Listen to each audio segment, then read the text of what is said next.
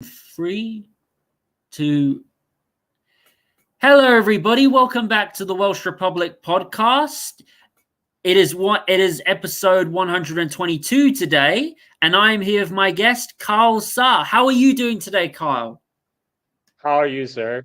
Good to be here. I'm not too bad. I've had a really busy day today, done a really big cleanup, and did a lot of things in the morning, which was a bit tired after today. I also have had a busy last 2 weeks. What about you? What have you been up to today, Kyle?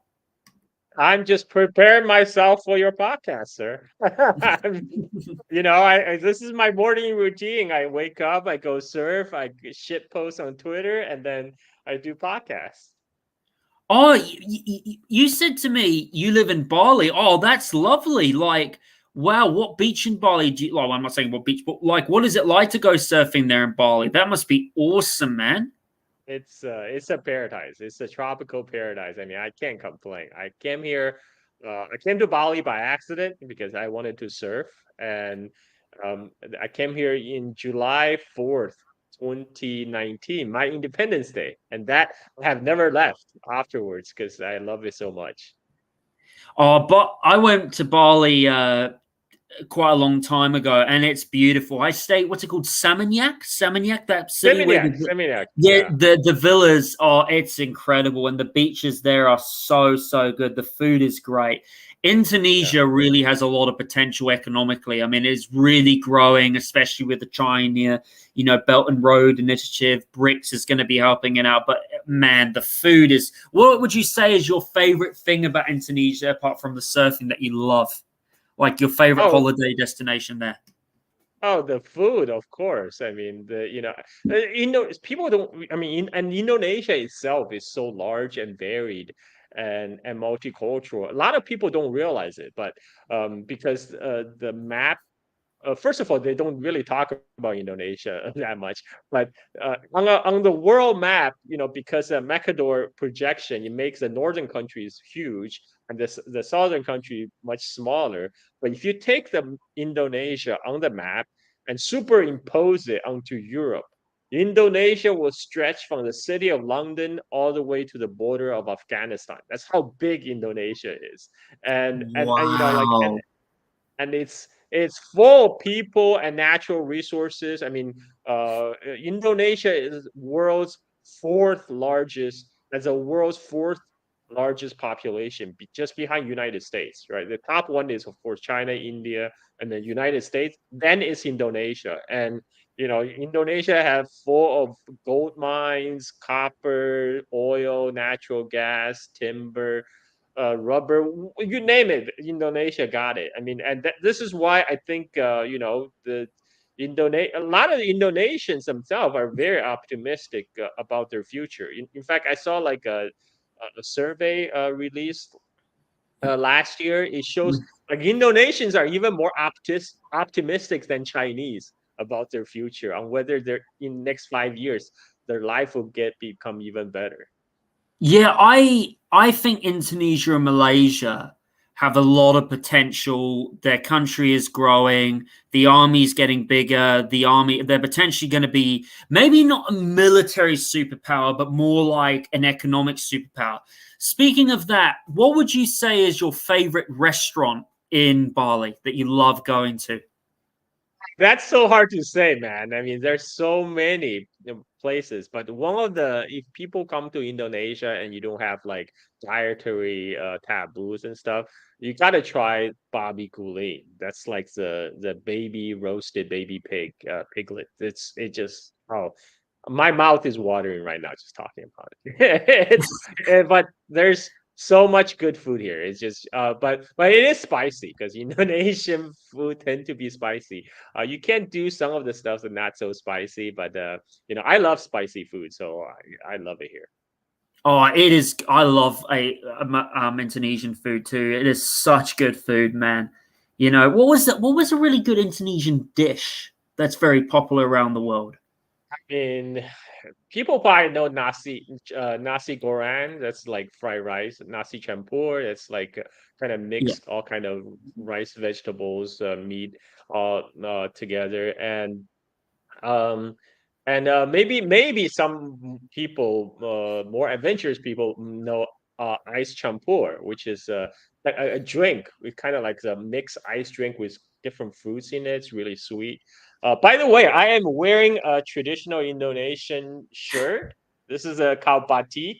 It's Oh, that's awesome, traditional man. That's really cool. Indonesian. Yeah. Hell yeah. So, Yeah, I love it Kyle, here.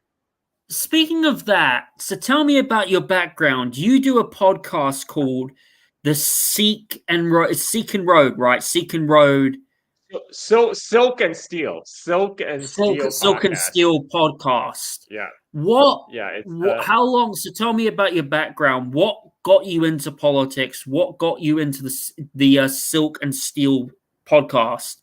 And I see that you do a lot of political views on like China, exposing the West as lies on China, the political biasness, that you hear towards China. Tell me, what made you start your podcast, and how long have you been doing it for? well. I'm glad you asked.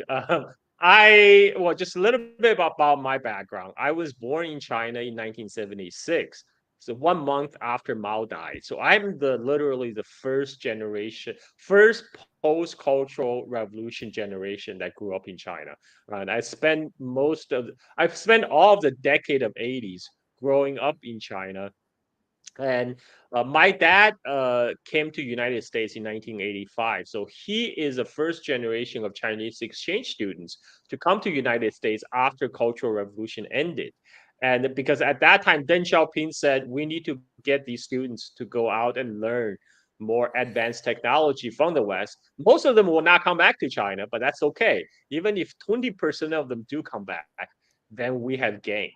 And so my dad was that way, and they actually planned to stay in United States.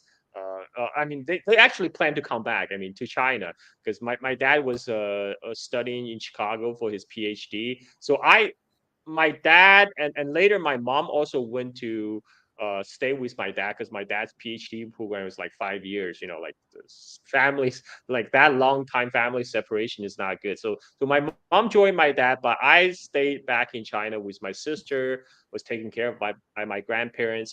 I grew up in kind of extended large family with my grandparents, my aunt and auntie. So I have a very loving and happy childhood in China. Like that's why for me, all my impression of China is great.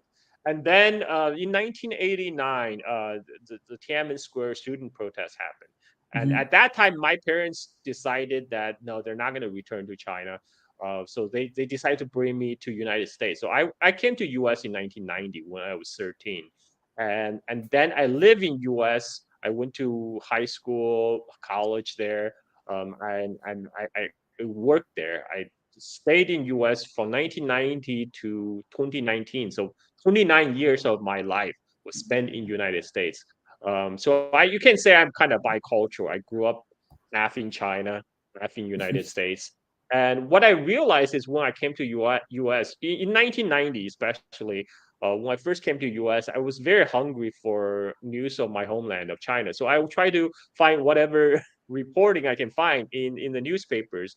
Mhm. And when I was 15, I became a newspaper boy to deliver New York Times. So I got to read New York Times for free, and I got in a habit of reading New York Times every day.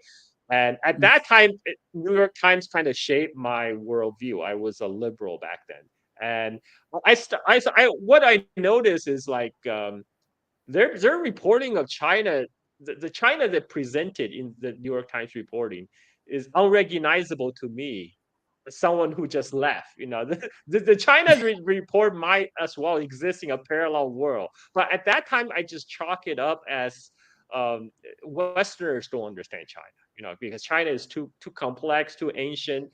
These American reporters, they just Yep. don't really get it. So I still take for granted they're reporting on elsewhere, like for example during the war after the collapse of Yugoslavia, whether on Bosnian war, Kosovo war.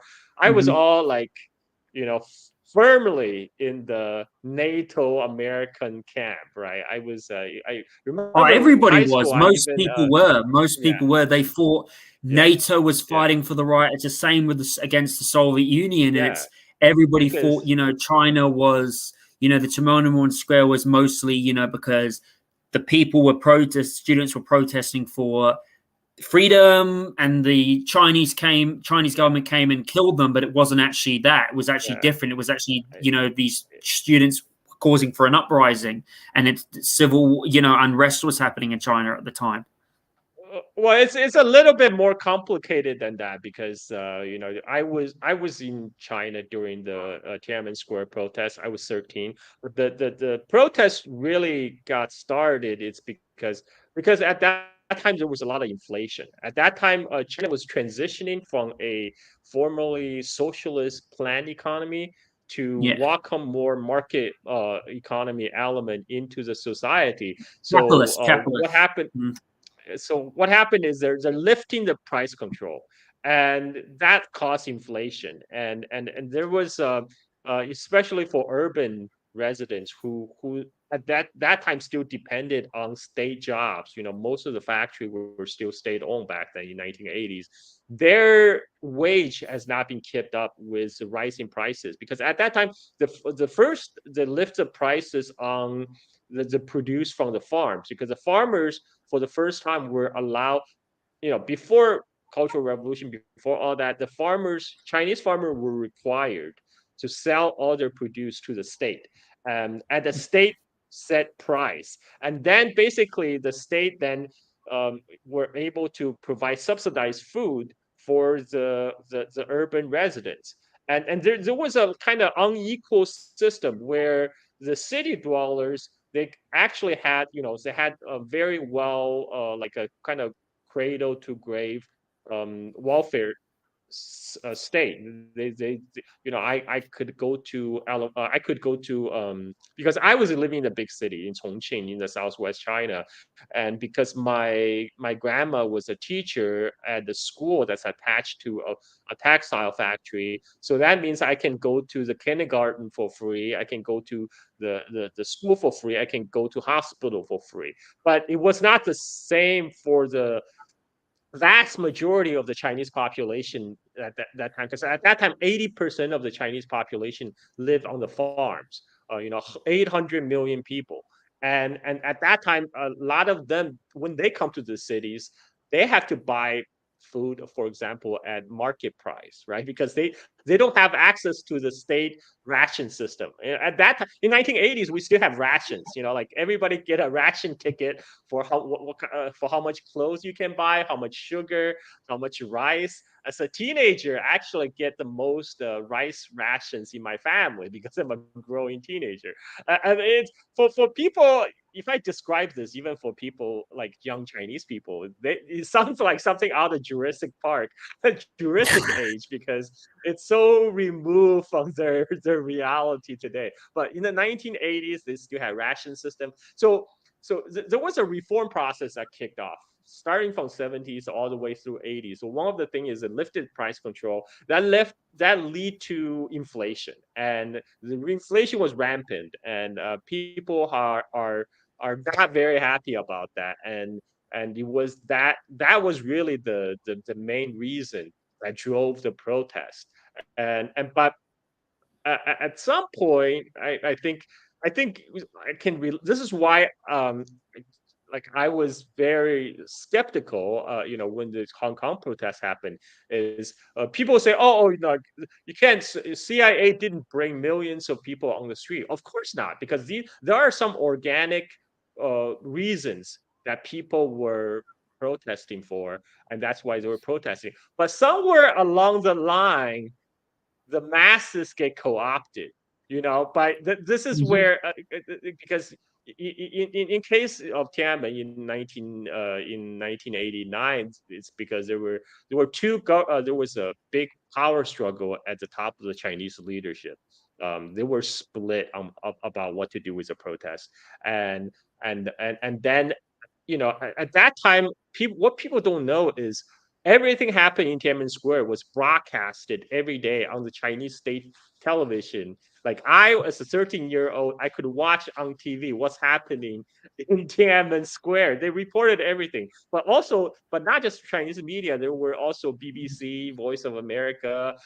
Everybody Mhm. was reporting because at that time, Gorbachev was visiting China, Yeah, for the that's first time. true. That was supposed to heal the Sino-Soviet split. That marks the official end of the Sino-Soviet split. So all the world's journalists also happened to converge in Beijing, and that's when they realized, oh my God, there's a huge protest going on, 1 million people on Tiananmen Square. But the protest was allowed to go on for a month. From late April all the way to early June. So at some point, in the beginning, the people were just talking about reform. They're complaining about inflation, but by the end, somehow by the near end of May, they suddenly have slogans about bringing down the government and down with Deng Xiaoping. And at that time, I was like, well, that escalated pretty quickly. And so then the martial law was declared, and then led to the very unfortunate crackdown that happened. So this is why when the 2019 Hong Hong Kong Kong protests protests happened, happened. Yeah. yes, I was like, okay, what is going on here? And I understand most of the people were probably either misled by their media. That's why they have concerns at the time about the extradition treaty. What That's do what you first think? triggered the protest. Go What ahead. do you Go ahead. think in the Hong Kong protests? What do you think was the biggest lie, the biggest misconception that people had, especially, when the Western media was portraying these Hong Kong protests? Not all of them, but a lot of these protesters like as good people. But yet, at the same time, as someone who's lived in Hong Kong myself and had friends and family members who saw the protests going on, when you had a lot of the Western media telling the police officers, saying the police officers in Hong Kong were abusing their power, beating up people, shooting people, and the CPP people were very bad, and that, China, is this and evil, but yet at the same time, you had people burning up buildings, smashing up cars, smashing up private property. There was a pro-Chinese supporter who was set on fire, especially, with all the investigations, how the CIA definitely had a role to play. What would you say was the biggest, misconception that the protests had, and what would you say was because you mentioned you were supporting this, and what would you say was the one thing that woke you up? Seeing, that woke Well, you up to, was especially with Hong Kong, was being a place that is liberalized and has a lot of, propaganda in its schools to teach people to hate China. yeah, exactly. So, I first of all, there was the big lie was initially was the extradition treaty that Hong Kong was going to sign with mainland China is going to lead to the CPC police coming to Hong Kong and just snatch up any dissident. But that's a lie because Yeah, yeah. the treaty. The one thing is, I will agree. The one thing is, sorry, I should have mentioned that, Carl, is Yeah, that law was mostly made because there was a girl that was murdered, right, in Hong Kong. There was a girl that was murdered in Hong Kong, and that law in was Taiwan not to actually, snatch in anybody. Taiwan. It was, oh, it was in Yeah, Taiwan, yeah, and that law yeah. The China girl wanted to bring in. and the Yeah, so the girl and her boyfriend went to Taiwan, and the boyfriend killed the girl, stuffed her body in a suitcase, left it by train tracks, and then went back to Hong Kong and spent her live on her credit card. And so, but the problem is Hong Kong didn't have a extradition treaty with Taiwan, so Yeah, the guy, the perpetrator, was kind of living at large in Taiwan for a while. So at that time, they say, okay, well, Hong Kong can't just have a only extradition treaty with Taiwan, but not with mainland China because Hong Kong is a territory of China, of mainland China, right? it is. Yeah, It's it is. we so they just decide to do a extradition, like a double extradition treaty with both Taiwan and mainland China, and it was very specifically limited to non-political crime. I mean, it explicitly excluded political crime, and it specifically it says every case had to be judged by Hong Kong judge, case by case basis on Hmm. its merit for extradition. So these details are kind of glossed over. There was a lot of fear that was whipped up in the public about, the Chinese police from mainland is going to Yeah. come to Hong Kong and snatch you in the middle of the night. But this That's what law, motivates. this law was to protect people that, like, what's her name? The chief executive at the time, Chloe. Oh, what's her name? Lamb, I can't remember her name, but the chief executive at the time wanted to bring that law in. Yeah. It was to protect people from this. It wasn't to bring in like any CPC, authoritarian control. It was to protect Yeah. people. But like you said, the Yeah. Western media just came in and just shit. Like, keep explaining. Yeah, and also one of the part is at the time the Hong Kong media is also in large part was controlled by this one guy, media tycoon guy, whom the Wall Street Journal called the Rupert Murdoch of Asia, like it's some kind of compliment or something. and, and this is Jimmy Lai, Jimmy Lai, and Jimmy Lai's second in command, his helper, Mark Simon, came from a pedigreed CIA family. Of course, he said, my dad was former CIA, right? And so like Jimmy Lai is very like anti-China, so he used this opportunity to spread a lot of lies in the newspaper he owned, which is Apple Daily, and that's what initially motivated a lot of people on the street. So initially, I did not agree with the views, but I supported the right to protest because I in general I support people's right to protest. I even though I thought they were misguided, I thought, okay, well, they're still exercising the right to assembly. But somewhere along the line, the large peaceful protests got hijacked. That's when a small minority of people Yeah. rushed Mm-hmm. the Hong Kong parliament. Right. And initially, a lot of people were in shock. They were even trying to blame maybe this. There was also an old Chinese grandma in Kowloon and Central who was telling, the people, stop this. This is violent. This is not good. Sorry, ladies and gentlemen. I think we lost Carl. The connection's a bit shit. But I'll just improvise. Like, there was this old Chinese grandma who was telling people, to stop doing this. It's not very good. And especially, like when you have like, okay. Sorry, you're back. I was just saying, there was Chinese grandma and how there were protesters who were going on building bricks, stopping people, and even someone getting set on fire. It's just insane, man.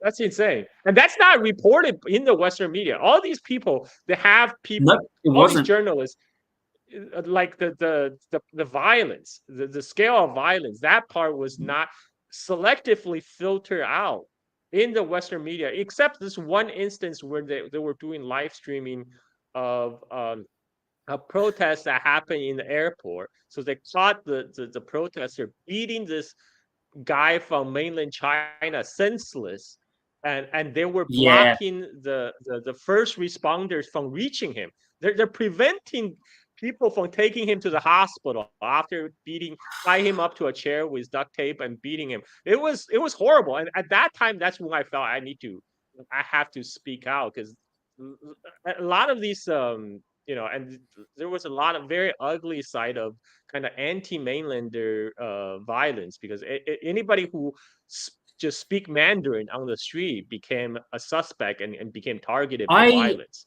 I remember a long time ago also when I saw an Instagram video of a guy who was on a bus, and the bus driver had a Chinese flag, and then the guy is like, he sees the bus driver in the Chinese flag, and he goes, "Oh, this guy's obviously a CPC supporter." And then it's like, mate, what are you doing? Like, you lived in Hong Kong for a long time. You got on with Chinese people, and yet you're letting the Western elite divide you. This is what they want. The bus drivers are, in fact, a lot of the CPC supporters, look, some of them were violent, were very peaceful. In fact, you had more people supporting the security law. More people were supporting the police. And a lot of people say that the United States, sorry, that the Chinese police, Hong Kong police, were going around killing people. No, not really. It wasn't as bad, as like some of the American police. Even though I disagree with some. Yeah, go ahead.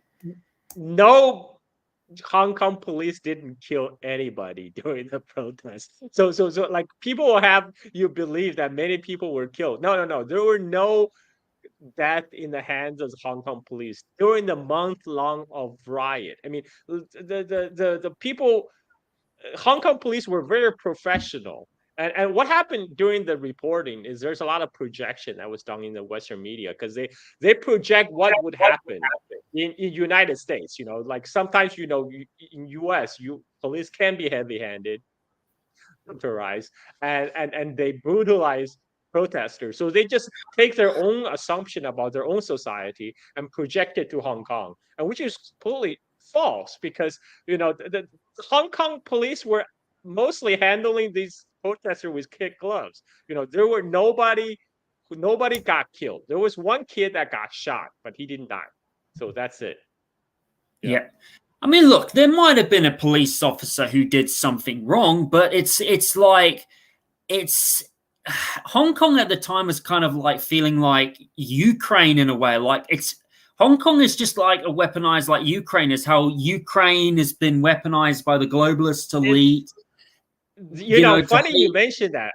Especially Israel and like Bajistan against Armenia. It's just all the division, that people do, but I'm glad that period is over with because I don't think it's going to happen again. I think Hong Kong is a lot better under China than it is under Britain. I mean, look, Britain did some good things for Hong Kong, but still a lot of Chinese people didn't get treated very well. A lot of them couldn't vote, but Hong Kong is economically thriving very well. It's doing economically good. It's getting better. Still got a bit of the problems, still got a bit of that Western culture, but I think everybody's starting to wake up and realize how the United States government is just full of lies. And it's just Carl, how do you see the future of Hong Kong? Do you see the future of Hong Kong being good, or do you think it will stay the way it is, or do you think eventually it will go into full, CPP country like loving? How do you see it?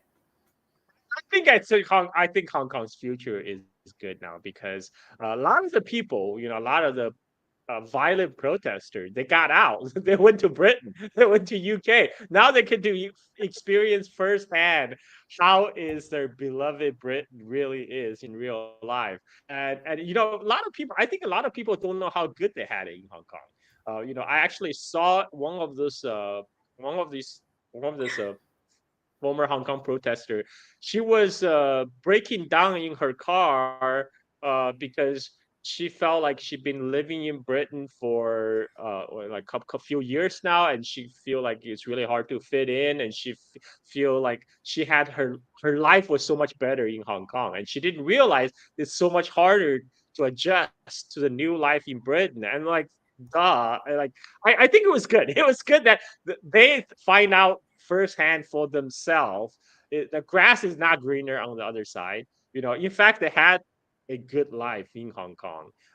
And on the other side, a lot of people kind of woke up to what was going on. A lot of people who initially supported the protest, by the end of all the violence, I had some Hong Kong reporter reach out to me. It really concerns. Like, I supported the protest in the beginning, but because it was peaceful. But now it's all with all the violence and chaos breaking out everywhere. I don't know what's going to happen. And now the violence is ended. So I think Hong Kong will still have a great future because what China is trying to do, they're trying to build up the whole the Pearl River region into one integrated Pearl River Delta. Pearl River Delta. Yes, Pearl River Delta. They're building a giant, like they call the Great Bay Area.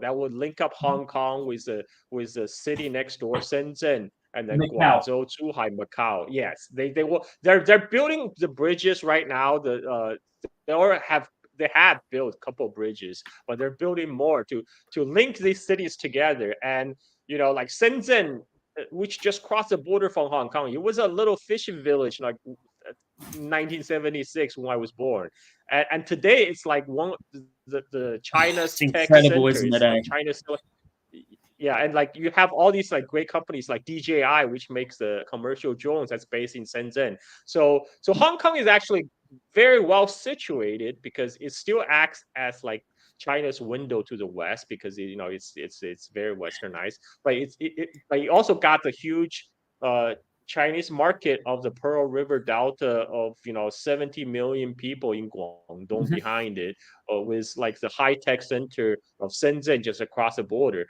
And I think like if Hong Kong people getting over their anti-mainland prejudice to work together with each other, I think it has a great future. I think.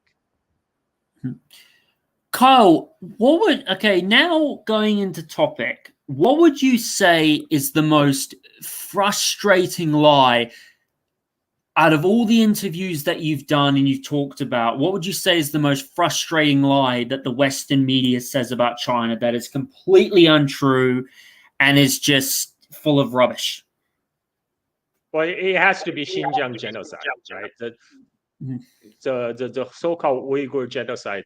That just simply untrue. But now it's to the point where if you dare to challenge the mainstream narrative on Xinjiang, you're a genocide denier, right? Like, of course, I'm a genocide denier because there's no genocide happening in Xinjiang. I mean, duh. Like, this is completely falsehood that's been Like, pushed okay, so through all you channels. say Yeah. that there's no genocide happening. So the United States media and the Western media will say, "Oh, there's genocide. All these Muslims are like getting." So give me some examples. How the Muslims are actually being treated good there. What rights do they have? How many like? How is it? How is it that a lot of them get treated better than they do in the United States? What facts have you seen to support your argument? And what things have you seen there from your own eye that it's just the Western media lies about it? And what would you say, China does better when it comes to treating Muslims than the West does?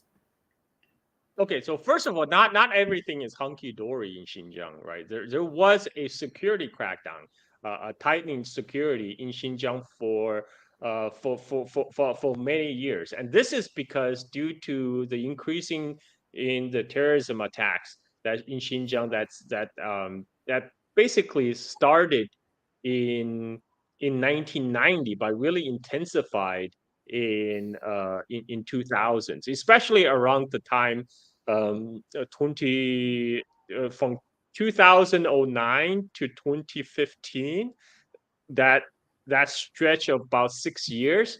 People don't realize a lot of the social media, Facebook, Twitter, YouTube, used to be accessible in China. It was banned in 2009. It was specifically banned in 2009 because there was a riot happened in the Xinjiang capital, Urumqi, that left 200 people dead, and over 2,000 people wounded.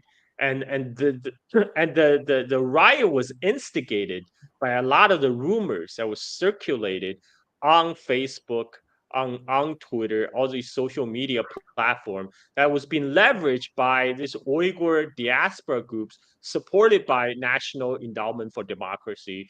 All these three-lettered agencies and Euro suspects in the United States. And so that's the real reason why YouTube, Twitter, Facebook, all these Western social media was banned, because also at that time, U.S. State Department was weaponized these social media platform.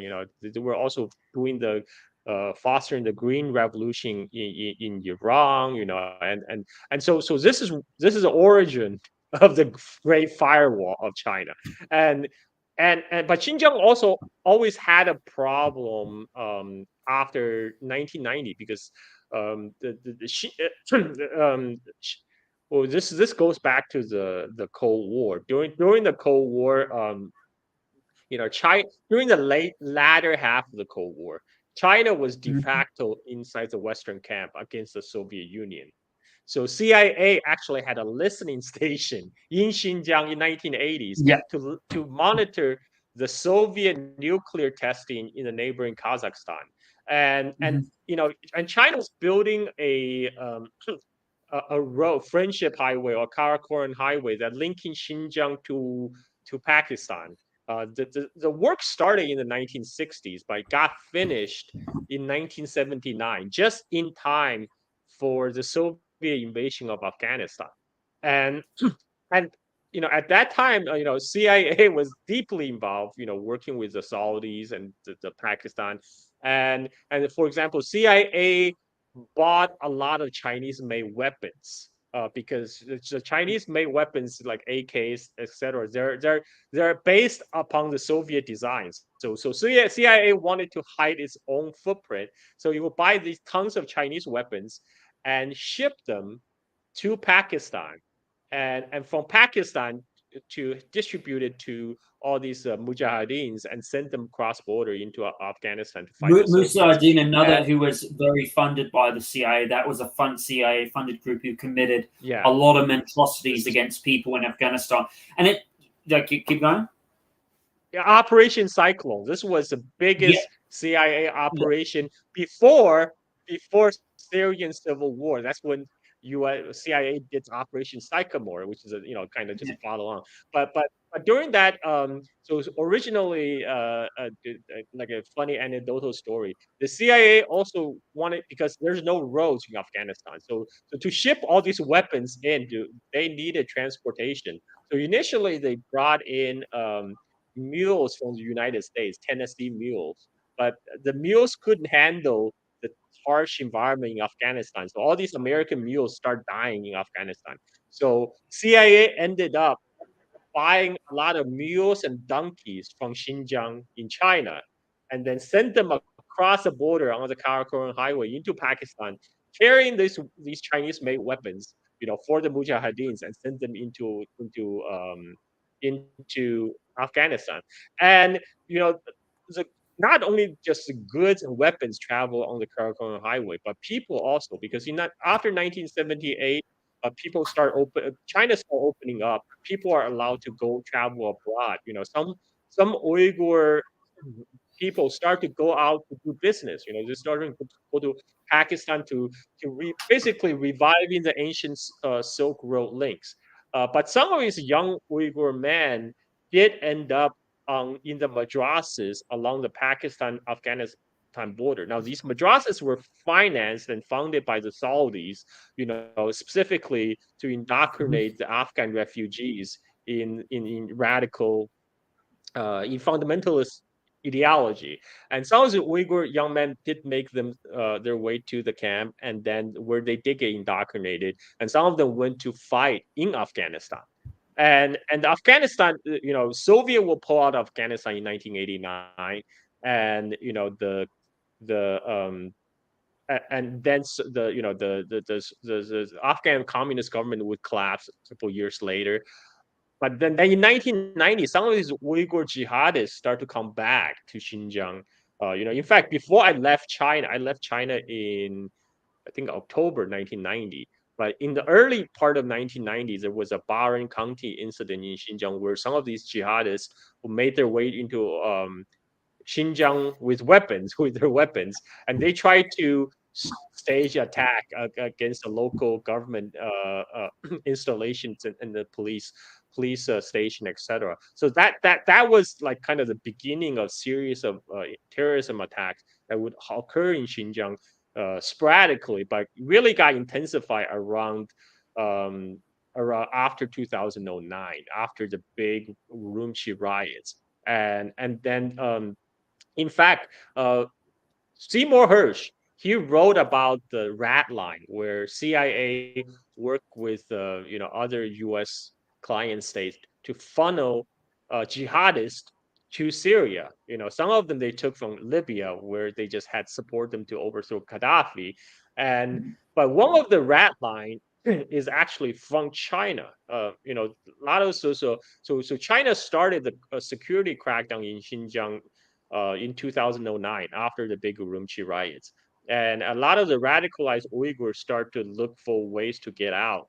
And there was a scheme that was worked out with the Turkish government, where some of these Uyghurs will travel.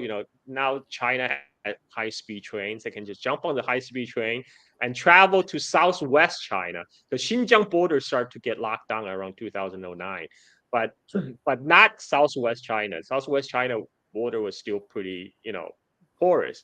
So they would jump on the train to travel from Xinjiang into Yunnan, China, to the Kunming, and then from Yunnan they will make their way to Southeast Asia, like through Vietnam, Cambodia, Laos, Thailand, and eventually ended up in Malaysia.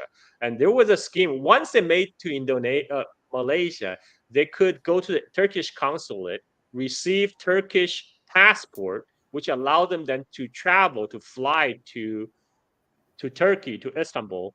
And at the airport in Istanbul, they will be greeted by jihadist recruiters who then would take them across the border into Syria to fight Assad. I mean, this is a well-known, not very well reported, but there's one Associated Press article that reported on this movement of the Uyghur jihadists to Turkey and then from Turkey to Syria. So this is how, like in northwest Syria today, there's still like thousands of Uyghur jihadist fighters settled there with their family. And this is also when at that time there were a spate of terrorist attacks also in China, because China became aware of this movement of radicalized Uyghurs through southwest. So then they tried to lock down that border, and then in 2014, some Uyghurs who couldn't get out, they staged the Kunming train station attack on March 1st. So it's really this series of terrorism attacks that prompted kind of the very heavy security measures that was taken in Xinjiang starting from 2009. And that would, in 2017, so that's when they started to have these de-radicalization centers. That's when Chinese government felt, now this is a problem that's spreading, and so they had these de-radicalization center built up all over Xinjiang. They call them vocational schools or whatever, but they're really de-radicalization centers where they will send these people to trying to de-radicalize them, but the end goal is always to reintegrate them back into society. So one of the function that these de-radicalization center / vocational training center provide is actual vocation training, so they can learn a usable skills. Once they get out, they can reintegrate into the society. Because from the Chinese perspective, because the Chinese government is still very like kind of Marxist, Leninist thinking, they think everything is economically based. It's ultimately about the economy, and so they need to provide jobs for people. If people have jobs, their idea is if people have jobs, they don't do terrorism. So this process, this I'm not saying this is not coercive. Of course it was coercive. The people they have to go to de-radicalization centers where they will be separated from their family for long extended period of time. But this was granted by the Western media as some sort of Auschwitz, where China is going to apply final solution. As they were saying, it was some kind of genocide, and they were taking the organs of the Muslims and forcing them to breed, or like giving them injections which stop the woman from it's stupid, man. It's so stupid.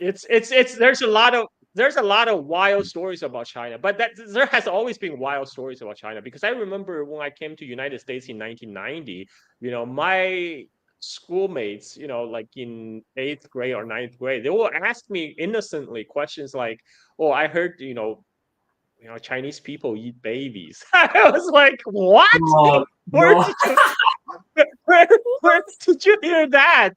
I mean, but that's how people get so brainwashed. Like they talk about Chinese people as if they're somehow all being robots, lobotomized bots of the CPC, but they don't aware the other kind of propagandizing that's going on in their own society.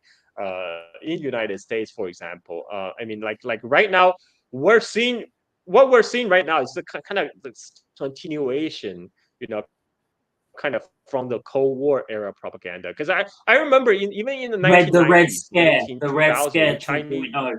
economy, yeah, yes. Yeah. I mean, in fact, the term brainwashing entered into the English lexicon from the Korean War, because at that time there were some American POWs who refused to be repatriated back to the United States. They decided to choose to go to China instead.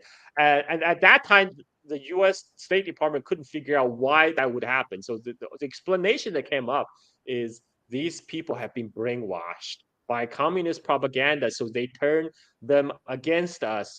This is how the movie Manchurian Candidate came about. The whole idea is Yeah. that they will mind control American POWs, send them back to United States as agent of communism to sabotage American society. I mean, like kind of paranoia kind of never went away in United States. I mean, I mean, underneath all that, I mean, like 1990. I remember 1990s, 2000, when China just started to embrace market reform, and Yeah. China started to export And to US. open In up to the US, world. yeah, yeah, yeah. In US, we'll hear about Chinese, sweatshop or child labor or slave labor. I'm like, what are you talking about? Like the Chinese miracle is fueled by many Chinese young people, particularly young women, who came straight out of the farms, so the offering opportunity to work in the big city, in the coastal cities, factories, where they can make money and send it back to their family. And I said before, when I lived in China in 1980s, at that time Chinese population is 1 billion, but even back then, 80% of the people live on the farm. 800 million people live on the farm. What happened in the last Yeah. 40 years was this incredible urbanization Oh, effort that yeah. happened all across The China, where people incredible are. story Go ahead. of Sorry. how the CPP took how did so as we all know, like a lot of people that so we just saw like in 2020, Xi Jinping like did I think back in 2014 he started to work on the zero poverty alleviation. And so how exactly did China do that? And how did the CPP manage to lift 850 million people out of poverty? How did like the zero, poverty alleviation, how did that work, and what ways like does the system work to help people get out of poverty? Like how did it help the poor people in the villages, Yeah. the old people who struggle? How does it Right. exactly? So when they're talking about elimination of extreme poverty. Talking about people like $1 a day, right? That's like the definition given by UN. So in China, first this is by a rapid urbanization. So China built new cities. Like when I came to the States in 1990, I stopped by my dad's hometown, which back then was a typical Chinese town. The highest building was like maybe like 3 stories high, right? What was Mhm. this Bank of China building, very high building in the center of the town? That was the highest building. But when I returned in because my sister decided to hold a wedding in China, I realized a whole new city sprung up. They got stadiums, they got sports centers, they got shopping malls. Like I was like, wow, and it was. I mean, like every 10 years, I would revisit China. It's like I'm visiting a whole brand new country, because everything from physical infrastructure to landscapes just change. Like, and also people move, because one of the thing I noticed when I went to my dad's hometown, and I was trying to scratch in my head, where do these new people come to populate this new city? And then I hear them speaking like Sichuanese, which is from my mother's hometown region where I grew up. And I was like, oh, okay. So all these Chinese people they're getting off the farms now. They're getting off the farm into these new built cities, and this that itself lift a lot of people off, out. Before when you're working, a lot of the people, rural people, because it's they may have land, they may have land to work on whatever, but they don't get a lot of cash. And one of the advantage of getting them into factories, into to the cities, is the productivity suddenly increase. And this was happening across the country at a gigantic level. But Chinese government also played a very active role, not just building up this, uh, which in the Western press call them gold cities, right? Yes. Kyle, Well, when you the sound coming from your end is acting very strange. It's acting like a bit buzzy. Okay, I'm sorry. It's pulling my internet. I'm in the middle of the jungle. I apologize. Unfortunately, the fire optics. I'm basically using of like mobile signal to talk to you. So I apologize for the choppiness. Um, Am I okay now? you're still chopping a bit. Do you want to rejoin and come back? Okay, sure. Yeah, yeah. Let me see if that would. Yeah, let me just studio and come back. Okay, I'll be right Yeah. back. Mm. So yeah, ladies and gentlemen, he's explaining to us why China, liberating a lot of people out of poverty. For the CPP to achieve that is a very big achievement. A lot of Western countries didn't achieve that. I really think, the West could learn a lot from that. But it really doesn't help when a lot of the Western countries just, especially when you look at the healthcare industry in America and how the healthcare system is not very good. Like, I know a lot of conservatives will say that free healthcare is a thing that is bad. But by the way, Carl is back, ladies and gentlemen. Sorry about that delay. Here we go. Welcome back, Uh, Carl. Like you were Hi, saying. I'm back. Um, Yeah, yeah, like you so were I saying, was like you talking mentioned. about the incredible Mm. yeah, I was talking about the urbanization in China. But the way the Chinese bureaucracy works is that the central government will issue a directive, and then they will evaluate the local cadres based on based on the metrics on how well they accomplish those goals. So, for example, in the 1990s and early 2000s, the goals that were set, the directive sent down to the local cadres, usually just grow the economy, right? What by whatever means necessary, and but but what Xi Jinping has done when he takes term, he made a directive about lifting people out of poverty, as defined, the extreme poverty as defined by United Nations. This said, like, you got to have to come up with a plan, whether it's multi-year or whatever, to make sure the poverty level of your county is reduced. And they have teams to check on these cadres' work. So, like, there was a great documentary actually that was done in cooperation with PBS, actually the American public television, which later they had to ban from airing from in United States because it made the CPC look good.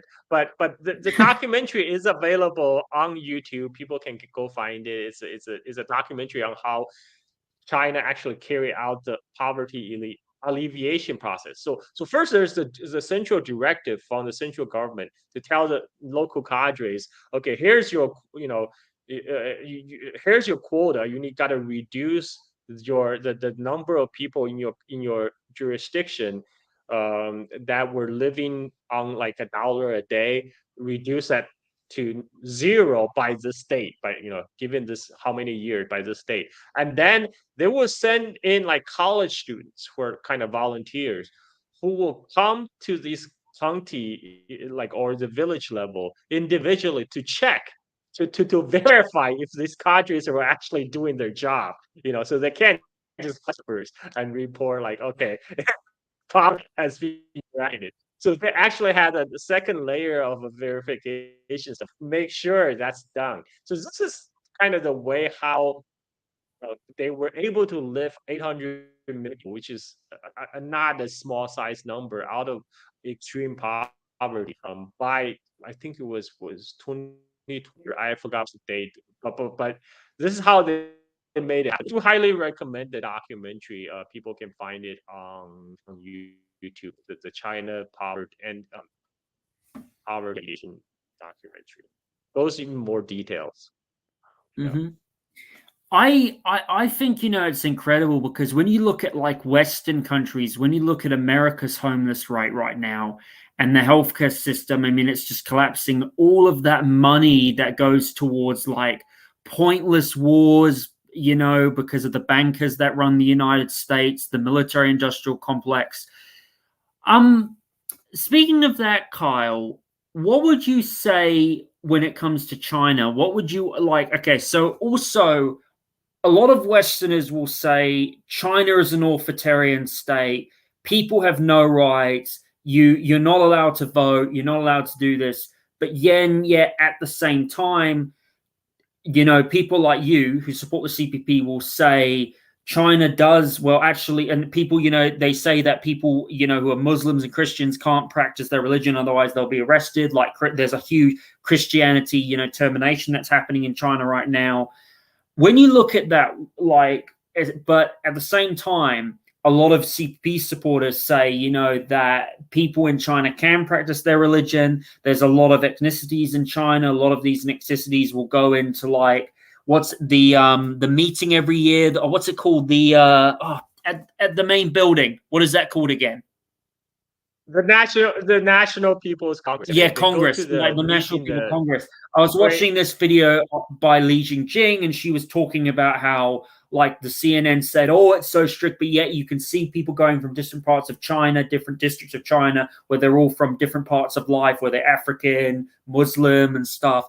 And you actually, when you look at the videos, that are coming out in that place where they so-called, Zhen, where they pretty much say, "Oh, the Muslim genocide," but yet a lot of Christians and Muslims are being able to practice their rights, and there's actually more mosques in China than there is than United States. What do and they say there's no freedom of speech in China.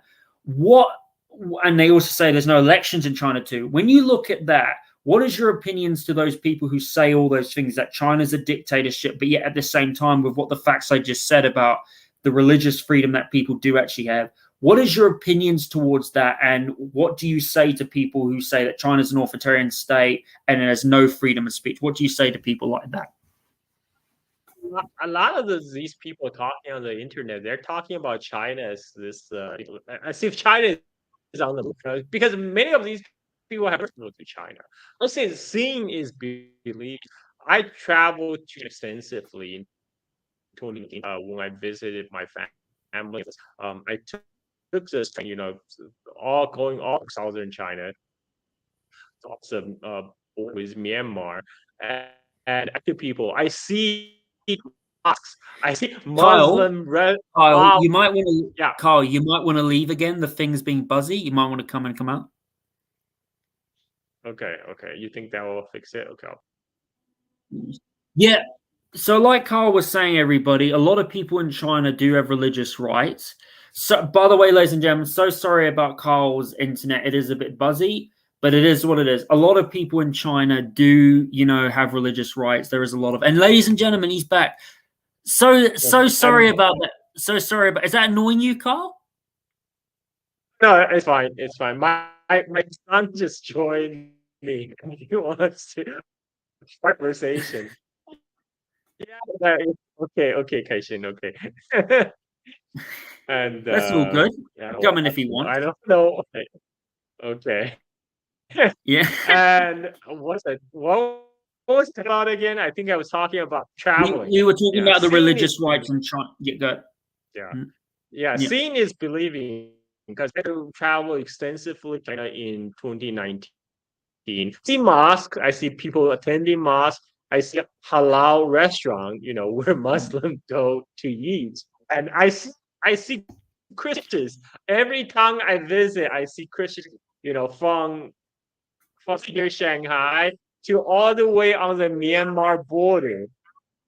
Christians and Christian churches and people going to worship. So I mean, like for these people who are talking, like they actually know what they're. A lot of their knowledge is so-called received wisdom they receive from the mainstream media, right? And you have to understand, mainstream media is not bringing a balanced view of China. What I like to say is China just like it's not like paradise, utopia. China, like every other country, it has its goods and bad. And China is society 1.4 billion people.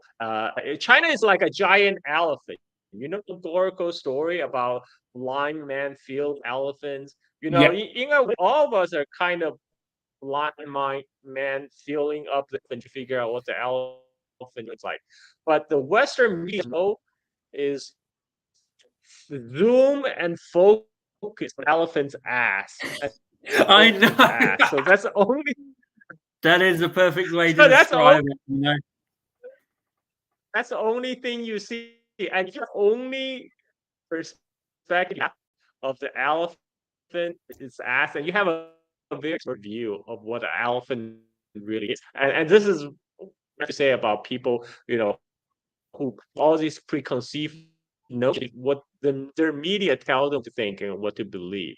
You know, just by being traveling in China, you will see this is completely bogus. I mean, because there was a picture, I think he was working for the Times or the Telegraph. This back then when there was correspondence. Well, his brother came to visit, and his brother, man, this China is like what you wrote about first. And but British journalists didn't take this criticism, wow, he actually wrote a whole article about no, no, no. See, my brother is just a tourist. He just saw like a very he doesn't understand China like the way I do. It's like, no, no, no. Your brother says something very straightforward.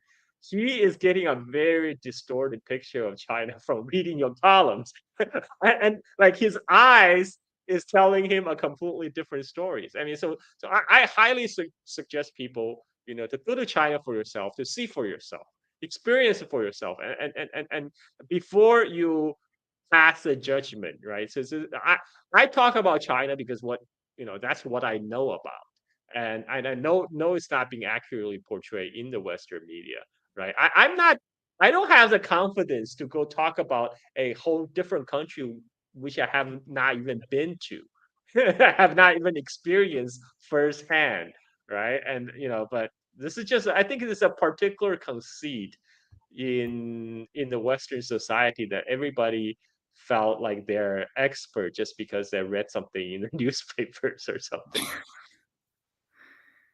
I know it is absolutely ridiculous. So the political system in China, a lot of people say, of course, you can't pick the president of China. And a lot of, the Western media outlets would say, oh, it's fascism and all that. But yet there are elections that happen in local levels. So explain to me, Carl, explain to me your knowledge of the Chinese political system. How does the Chinese president get elected? How does it work with its nationalistics? Tell me the historic meaning behind how it was made, and tell me what elections that do happen in China. So many people probably don't even know this in the West, that China have direct elections at the village level since 1980s. All village chiefs are directly elected. All the villagers gather together and then they vote on who is going to be their village chief. But that direct election did not extend to the township level or the county level. They tried to experiment with that in the 1980s. They were originally they tried to because China likes to do things incrementally. That's why when they first did the market reform, they created these special economic zones on the coast, like Shenzhen, Zhuhai, etc., that were given special rights. So the idea is, okay, if it doesn't work, at least we have these places cordoned off from the rest of the mainland. But so they did experiment with different type of elections. In the end, they decided to keep the direct election just at the village level. So because the direct election doesn't scale up, but I would say Chinese government structure, in a way, it's harder to understand it from like a Western perspective because the Chinese bureaucracy, the current bureaucracy by the CPC, is really built on top of a much older, ancient backbone of the Confucianist bureaucracy that had functioned in China for thousands of years. And what CPC did is just giving a modern upgrade. They downloaded they downloaded a little bit Marxism, they downloaded a little bit of the modern party structure, and they upgraded it. But it's still largely a meritocratic system because if you look at Xi Jinping, he had to start at the bottom. He served first as a chief at the village level, and then he was promoted up the ranks from the village level to township level to county level, then finally to city level and prefecture level, and then finally provincial level. So for him to get to where he is today, leader of all of China, he has done his dues at every single level of the bureaucracy. So he actually can understand how the country is run at the very like grassroots level. And like that, this is not the experience of your average national leader in the West nowadays. Like if you look at people, the past U.S. president, right? Look at Obama before he started his senator career. He was he was a community organizer in Chicago, right? And then, or if you look at Trump, right? What's his qualification? He was a real estate developer, right? And TV personality, and so you.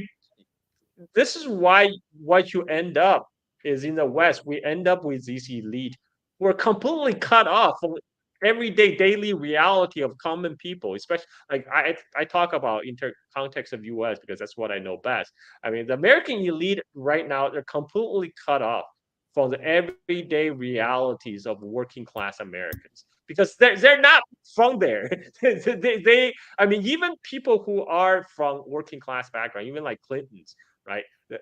By the time he rise up through the hierarchy, he was totally co-opted and bought off and became part of the system. Especially, George Bush, George Bush and his Howard family, also funded Hitler, their connections, the Rothschild, the Rockefellers, Hillary's connections to bloodlines, You got dynasties. You got the Bush dynasties.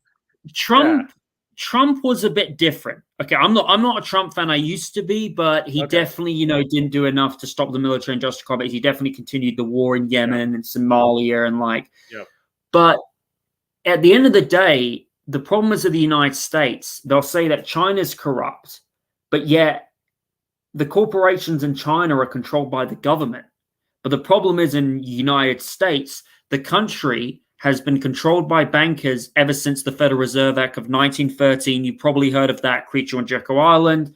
Recommend the audience go read that book by Graham. You've got the Act of 1871, which led to the Act of 1913, where the Constitution was overridden and the United States became a corporation.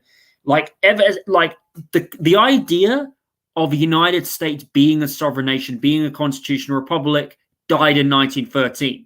Yeah, you can argue America still was, a democracy in 1980 and 1990, but it was never meant to be an empire. After 2001, though, when that happened, the Patriot Act came in, more civilian, that was it. Like after 2001, any democracy the United States had just went down the toilet. All United States is now, it's just a country that's controlled by corporation, controlled by elitists. Look, maybe Donald Trump was against it, but he didn't do enough. He wasn't, like a Ron Paul. Like Ron Paul would have been amazing if he had won. He's not like a George Washington. He's not an Andrew Jackson. He didn't do enough to end the Federal Reserve. He didn't do enough, to end the true enemies. And it's just, it's so ridiculous, Carl. So like because if you compared like China and Russia, China and Russia's government cares about their people. It's just like the Swedish and Norway, well, maybe Sweden. It's just like Sweden and Norway, countries like Sweden and Norway and Iceland, governments who actually care about their fucking people. Like, sorry, part of my language, I swear, like Rwanda, Nigeria, not Algeria, Morocco, countries that give a damn about their people, who are actually trying, I mean, Australia and New Zealand we used to be like that, but now we've gone, under control of the World Economic Forum. But it's just, well, I mean, Australia, you got coup. You have the Whitland who got whacked who got removed essentially by the Americans. Wow, I didn't know that. But yeah, like you were saying, Yeah. like you're mentioning about China, comparing it to the United States, how the United States is controlled by, like you were mentioning. Yeah, I mean, the thing is, yeah, let's face it. I mean, I think all Americans can agree. Our elite don't care about us. The American elite don't care about a common American people, right? Like, so the what's U.S. poverty alleviation scheme? It's to get the poor to join the military. That's a poverty alleviation. Absolutely. If just think of this for a minute, if the United States went back to its old roots, it got rid of the Federal Reserve, it got rid of the military-industrial complex, and it spent more money on healthcare and like this, it would, no offense to China, but it is richer than China. It would be ahead of every country. It would be ahead of every country. And it's just, it's such a shame because, like, by the way, I've got nothing against the American people. I bring in all different types of people on my show. I've had lovely conversations with people, whether they're conservative, whether they're liberal. I love American people. Same with Chinese people. I think they're great. I think they're wonderful. But it's not the United States people, though. Because look, I will be honest. There are a lot of, socialists and Marxists who will say, oh, the American people are racist. But not really. America is a pretty diverse country. I mean, America does have racist problems, of course. But it is a very diverse country, and people do go outside China. China's a very diverse country. New Zealand's a very diverse country. Russia's a very diverse. It's not the people in the United States are the problem. It's the bankers. It's the elites who are the problem. The government of the United States is just shit. It's just, it doesn't care about its people, especially right now when you look what's going on in Hawaii. Have you seen what's been going on in Hawaii right now? Like, where people, are being refused, are not being able to, like, what was it? Sorry, I didn't pay much attention to that. They get $700. That's it. That's the extent of your federal government aid to Hawaii. Everybody on Maui gets $700. In the meantime, and if you total the sum of the money they're spending, everybody's $700. It comes up to about 100 million, whereas United States is sending 200 billions to Ukraine? I mean, what? So literally giving it. Okay, literally, the United States, it would claim it's like for democracy. The United States government will claim it's for democracy, but yet they're giving it to Ukraine, which is army. It's not given. It's not given to Ukrainian people. It's actually given to the American military. The military-industrial complex, and it's going to the neo-Nazis, the Azov Battalion, who have been torturing the people in Donetsk, Donbass, all that, stuff, 2014. It's just absolutely insane. People can't realize that. And Ukraine is not even winning. They're losing. They're like, Russia is just overwhelming. And I feel bad for the Ukrainian people, but at the end of the day, it's like, oh, it's so crazy, Carl. Yeah, it is. I mean, for U.S., it was all designed. That was not a bug. That's a feature, because the whole deal was to use Ukrainian as pawns, as proxies to fight the Russians to the last Ukrainians. United States, they don't care about the average Ukrainian people. They just thought a way. Okay, we don't have to get our hands dirty directly. We just found this proxy war. We'll continue to bleed Russia. What happened to Ukraine itself? Who cares? We are getting, we're getting the palms grease. All our sponsors in the military-industrial complex, everybody is getting a fat check, fat contract. So that's all they care about, and that this is why kind of this very shameful reaction. Kyle, do you watch Abby Martin? Do you know Abby Martin? Yes. She's great. She's great. Look, I tell you this, I don't agree with everything Abby Martin says, but I love her video on the Trump deception, the oil, America's history. Brilliant video. Don't agree with everything, but great. And also Truth Stream Media. To your audience, I recommend that. You may not agree with it, but they're right about a lot of things. There's a girl called Real Graceful. She's fantastic too. Also, Ron Paul's another one. Just the stories you just hear, like about, it's just so messed up, Carl. And anyways, like you're mentioning about the democracy in China and stuff like that and all that. Mm-hmm. Yeah, I mean, China is, again, it's a different society. I don't think U.S. should impose its own value system on on others, because in U.S. we claim there's, when we're talking about universal values, we're really just talking about American values.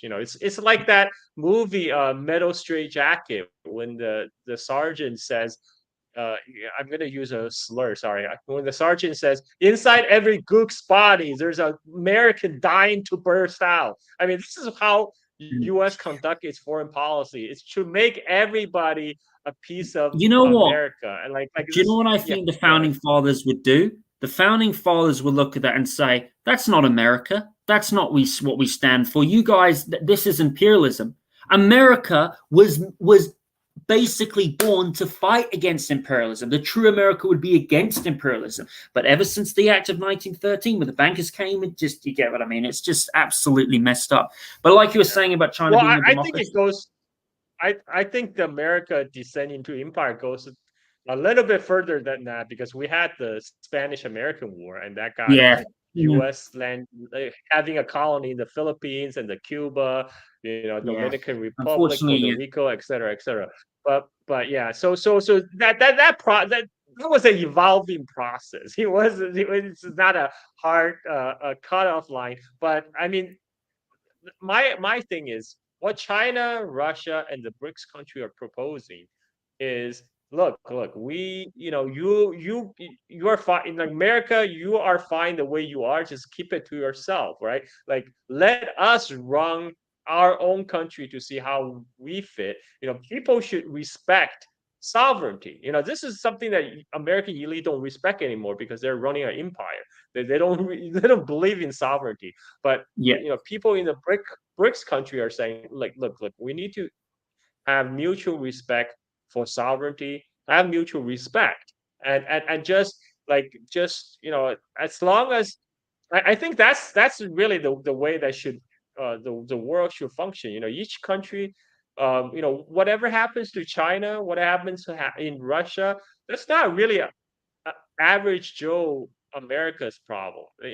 What America should focus on is to invest on its own infrastructure, invest on its own education, to make America a better place. I mean, that's what government should do, right? Which they're not doing, of course. And you know what? Yeah. You guys, sorry, am I interrupting you? Keep talking. No, you can keep talking. Sorry about that. Go ahead. No worries. One thing I'm noticing that's changing, a lot of people say, oh, free healthcare, it's rubbish. But a lot of conservatives are changing their mind now. A lot of libertarians are changing their mind. They used to be quite skeptic, but, when you look at countries like New Zealand, Cuba, Venezuela, like Sweden, Norway, Finland, Switzerland, Austria, Russia's healthcare system, China, Japan, a lot of people in the United States die of medical bills than other countries in the world. And United States, I think it look, I may get conservative friends watching this and think, but no disrespect to you, don't worry. You can have your opinion. You absolutely can disagree with me. But I think it's time for America to have free healthcare. It is.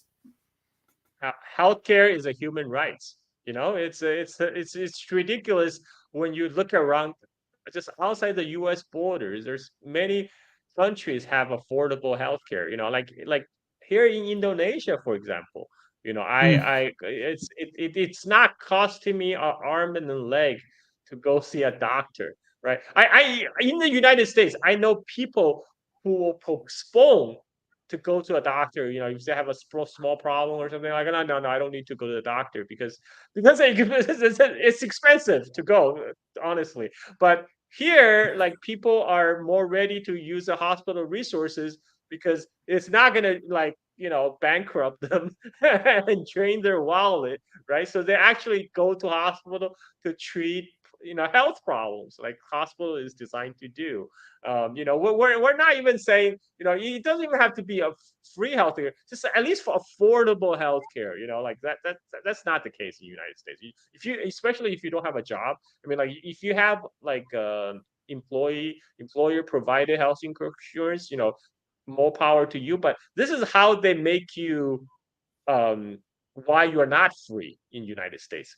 Like people talk about freedom all the time, but you're not free to criticize your employer, right?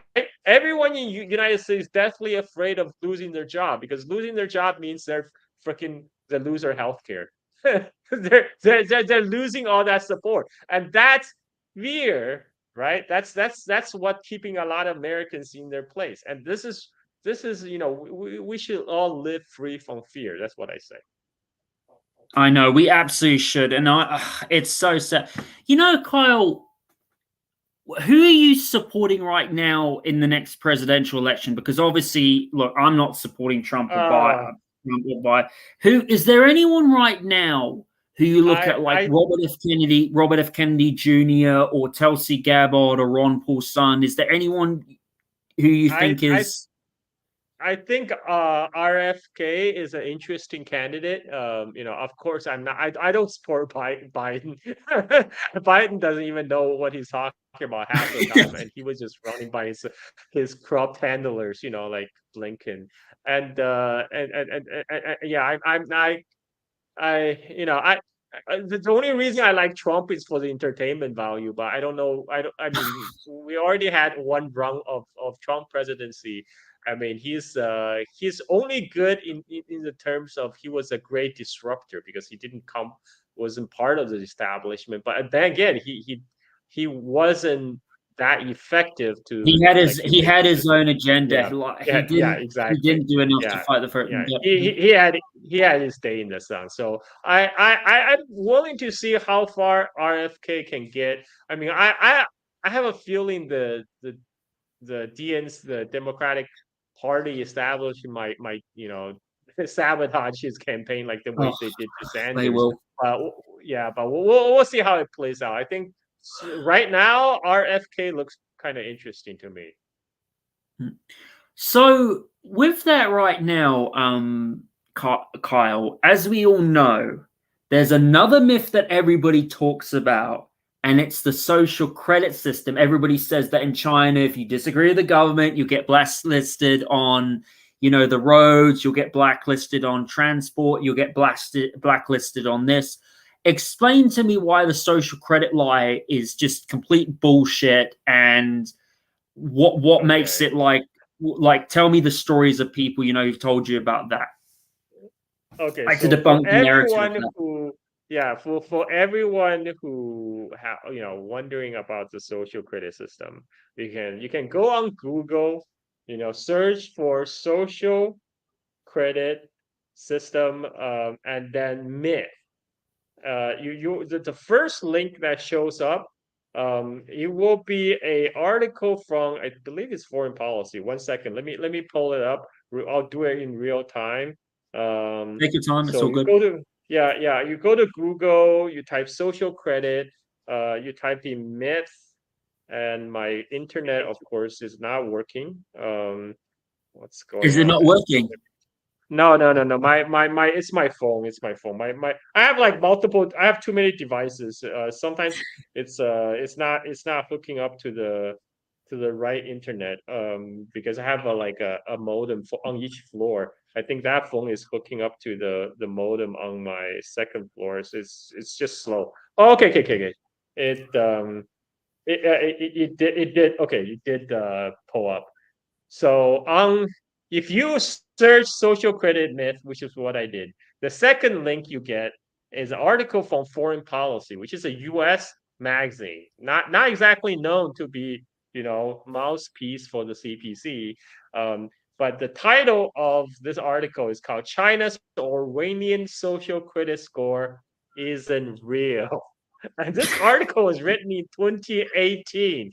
And so basically this was an idea that China does not have a national social credit system. There are some local government are experimenting something like that, but this is not. This is what capture attention in the Western media. They say, "Oh my, like this is so total dystopia, surveillance state." But I like to remind people, we all have credit scores in United States. At least I do. and that in United States, credit score is also used sometimes to affect your employment opportunities. Your employer check your credit score. Mhm. And but China actually doesn't have that. China does not have a national social credit system. That it's just a myth. But how a lot of the myth about China, how it works is they will come up with this very sensational claim, this Chinese social credit system.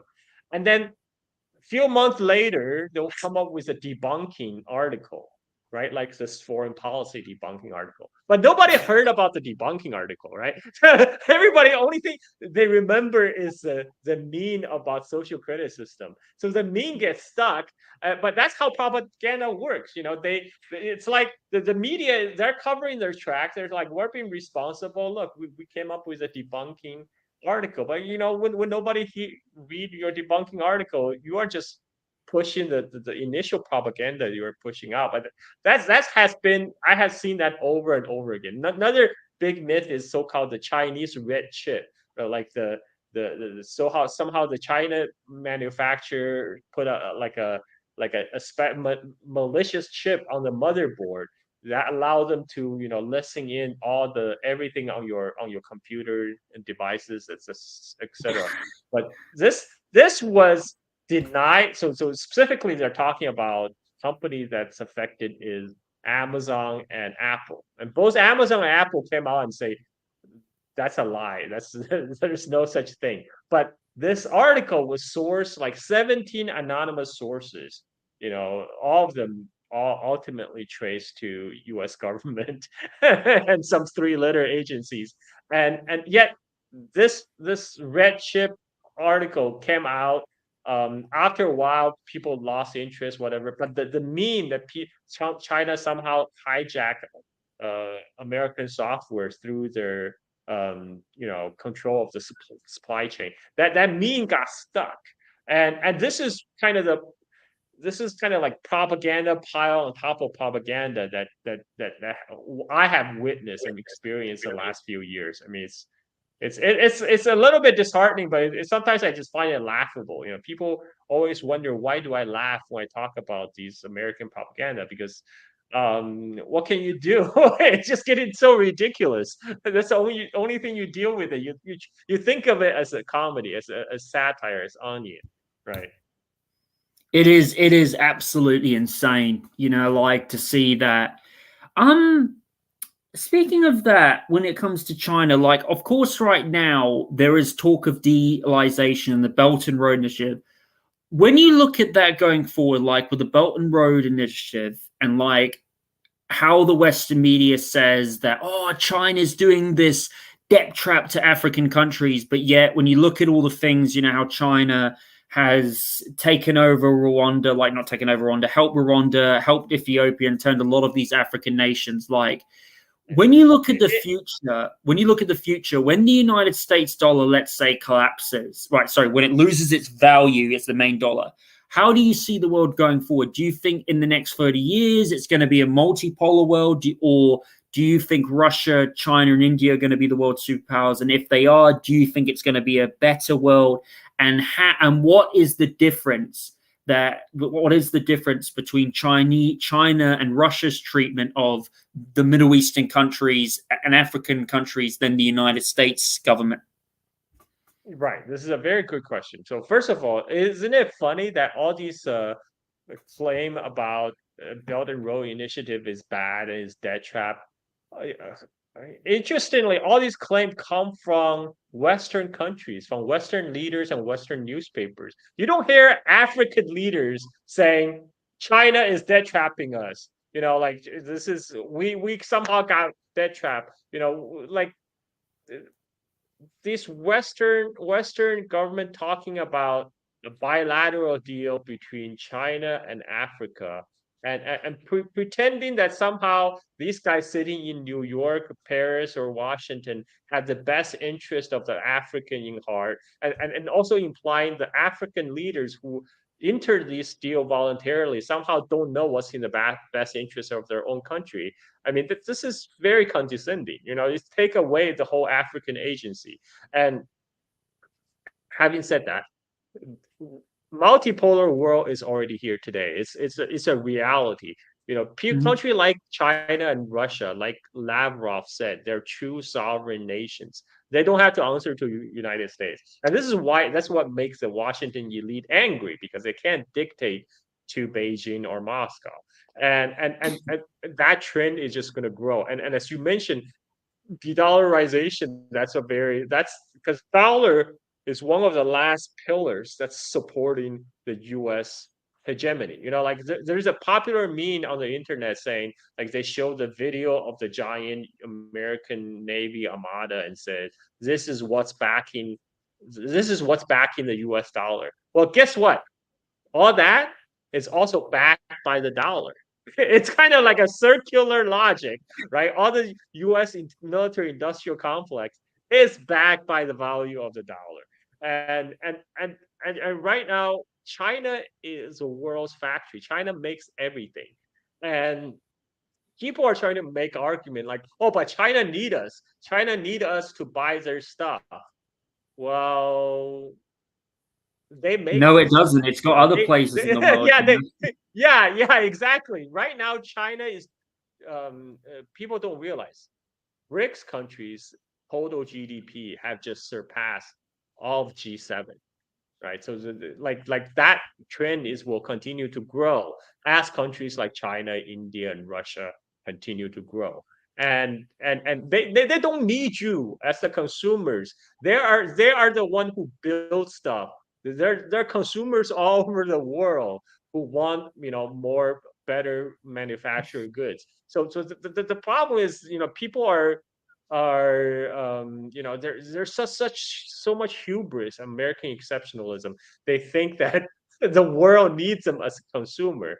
But like what you're paying with dollars, which U.S. government prints, which become increasingly which is losing their value steadily. What is a value proposition here that China will have to perpetuate this system? And so this is what's making a lot of elite panicking right now. That's why they're really panicking about the rise of China, about the Mhm. multipolar world, because they see their own the American hegemony, which they have been used to all their life, is literally crumbling right now.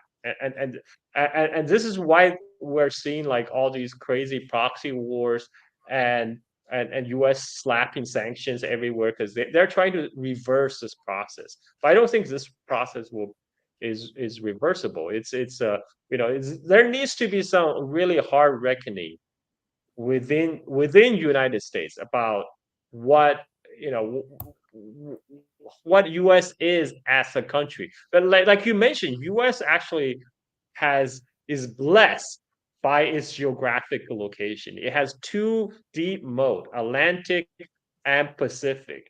US homeland is quite safe. And US also has abundant natural resources, and it Mhm. has a huge population. It's third populous country in the world. So US have everything it needs to succeed. Right now, all the problems in US is self-inflicted by the American elite that's running things. They're running things to the ground. So, U.S. just need, either these elite need to wake up, or they gotta go.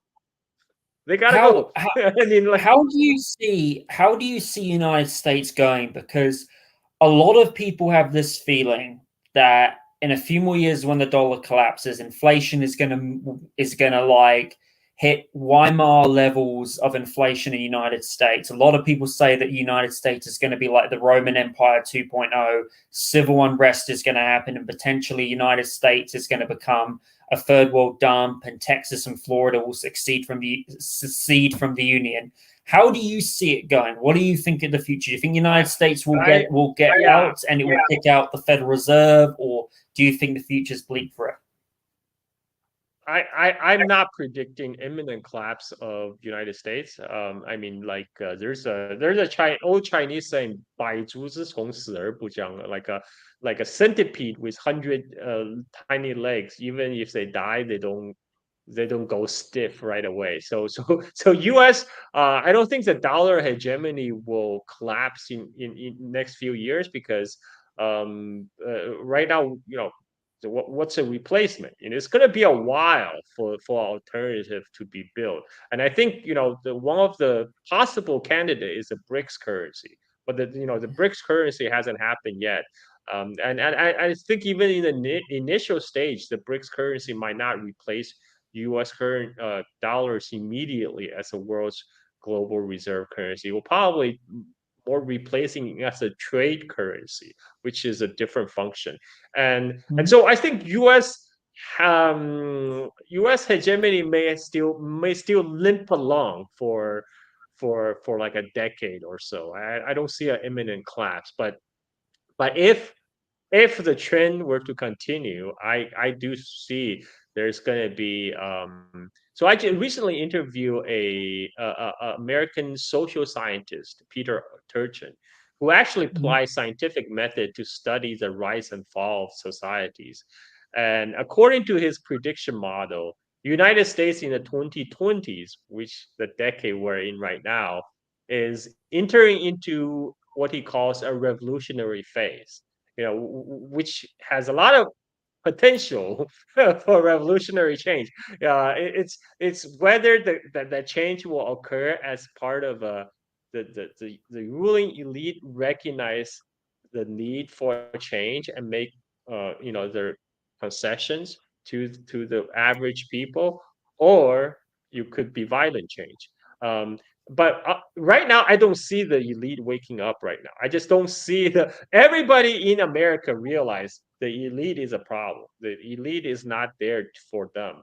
But the elite themselves still kind of like living the kind of the pre-French Revolution kind of Mary Antoinette let them eat cake type of type of atmosphere. So I think yeah, we have to brace for some turbulence ahead in this decade, I think. Absolutely, and I think while the United States goes under, I think a lot of the BRICS nations are going to thrive. I think Russia's going to rise. It's just. By the way, speaking of that, Carl, as your fans all know, you went to Russia, and it was during the the Z. What was that like? So tell me, what was that like, and how was your experience about like Russia? What was it like there for you during that experience that was happening? Um, Moscow is beautiful. So I spent the 2 weeks in Moscow in end of in second half of June, and I was there during the Prigozhin coup, the so-called Prigozhin coup, and I was I nothing happened in Moscow. There was a very few a short period of curfew. Um, they locked down the Red Square. But other than that, everything went on as normal. I went to see a concert that night. I went to see the Russian folkloric choir performance. And after the concert is over, my Russian tour guide told me, "Oh, the coup is over." There was a negotiation, and Prigozhin took the deal. So I mean, it's kind of I would say a little bit anticlimactic. Everybody thinks there's like panic. There's going to be a regime change. I'm like, no, no, no. I actually went down to the Red Square and I shot a video saying, like, look, people, they're just tourists walking about. during their normal sales holiday. And so yeah, Russia I would highly recommend. Moscow is beautiful in the summer. I don't know about the winter, but in the summer it's really beautiful. The very long daylight hours. The sun comes up at 3 o'clock in the morning, and it doesn't get dark until like 10. So it's just gorgeous. It's one of the most beautiful city I ever visited. And the Russian people I talk to, they're just very practical, average people trying to do better for themselves and their family. I don't know why there's a stereotype of Russian people being cold, but the people that I come into contact with, once they get to know you, they're very generous. They're very welcoming, and so yeah, I highly recommend. That's my take on Russia. How do you see the Russian war ending? Do you think you?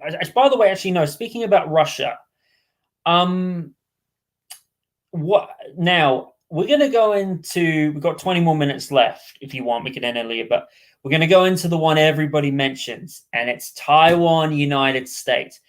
What do you think? How would you see the Taiwan China thing like edging out? Do you think the Taiwan, do you think once the Ukrainian war finishes, do you think that China is going to be the one that attacks Taiwan, or do you think the United States and the military industrial complex is going to do an inside job and prove to me So in a way, prove to me why Taiwan is a part of China, like why and how right. what it would be like under China? Right. So first of all, there's the only talks about some imminent attacks on Taiwan is coming from the English language media. There's nothing like that in the Chinese language media. Nobody on mainland China is saying we're gonna liberate Taiwan today or tomorrow. And there's a ridiculous timeline that was being floated around in the Anglo media talking about China's plan to take Taiwan by 2027 or Oh yeah, 2025. that was stupid. Uh, yeah. But why? But why? It's like China right now. China is still growing. China is going to be stronger in 2030. Why not wait a couple more years or another 5 years? China even more stronger in 2035. The thing is, time is on China's side. The relative Taiwan issue is not really mainland China and Taiwan issue. It's a U.S. and China issue, right? But right now, every year, China's relative position vis-a-vis United States is growing stronger. So China is not in a rush to solve this Taiwan issue today or tomorrow or 2017 or 2027. I'm sorry. Some people might be disappointed to hear that, but I'm just talking about reality here. China can't afford to wait, and also, about, this is why actually the time period that's put forward in Pentagon. This would be the timeline that Pentagon would like to see the Taiwan conflict happen because during the current projection of the Chinese economy and the growth of Chinese military, by 2030s, United States will have trouble containing China, even if he wants to militarily, because look at China is the world's factory. China makes everything. China has Yeah. industrial capacity. Well, US let's is not forget hollowing out. Russia's army too. They also have that same, advantage too. Yep. Yep. I mean, even though they say US has like US just have the largest military budget in the world. That's dwarf the other country. But what does it actually give to United States? Most of that $1 trillion that Pentagon spends, that's going to the grift. That's going to pay off corruption and including paying insane amount of money for crap weapon systems like F-35. It doesn't mean all that money is actually producing top of the line weapons. And we saw that in the Ukraine war. Like there's a famous rant I posted. There was a Russian soldier talk about this. He said, like, in Russia, we actually make weapons that works. Like your Leopard, your Abrams, whatever, they look great in Hollywood movies. But on the ground, it's still the Russian weapon that's gonna dominate. Because right now, US is running out of shells, artillery shells.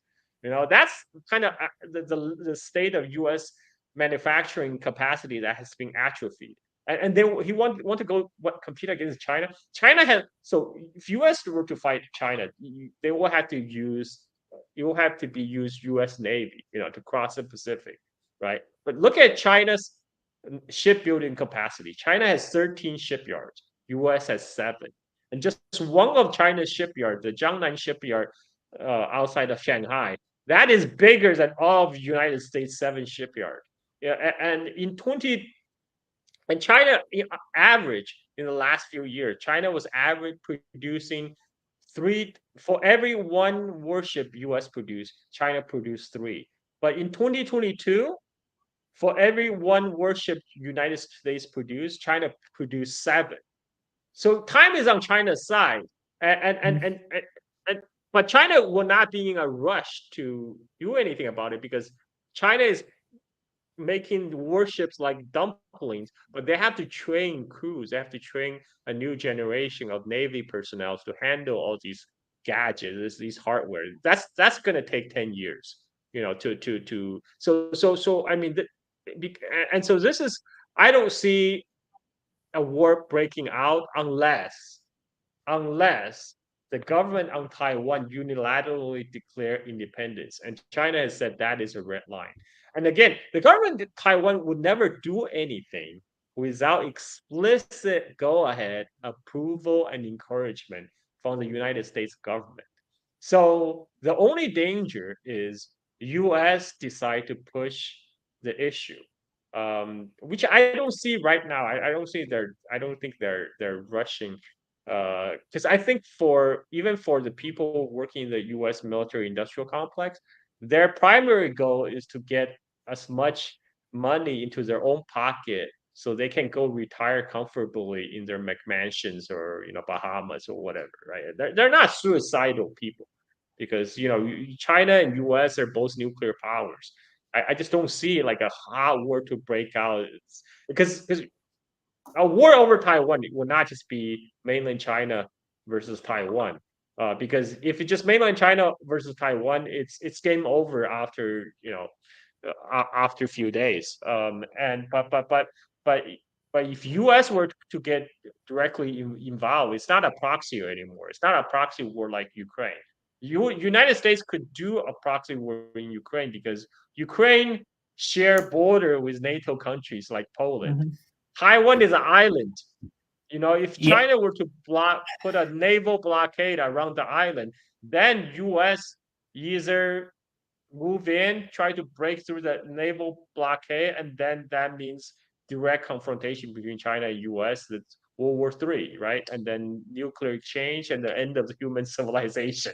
And so I don't think in the most likely scenario, I say 99% chance, there's not going to be a war in the next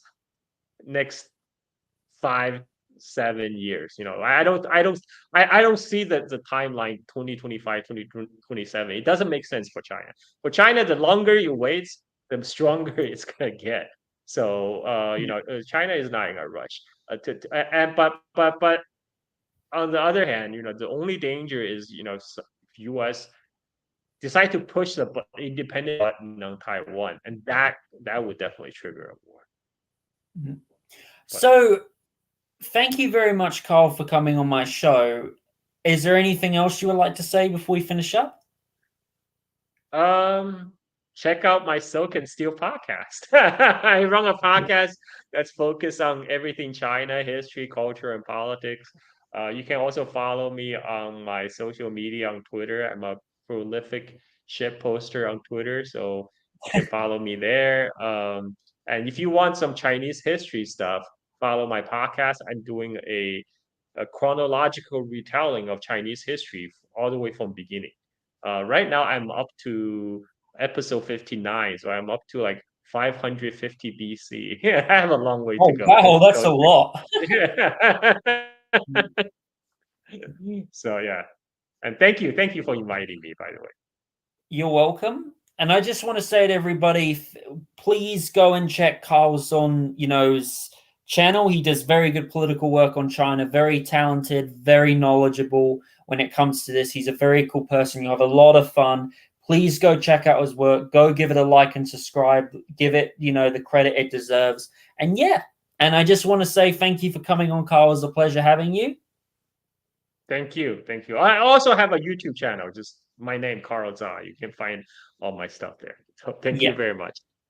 And I just want to say to everybody, thank you for joining the Welsh Republic podcast, episode 122. Have a nice day, everybody. Take care, stay safe, and bye.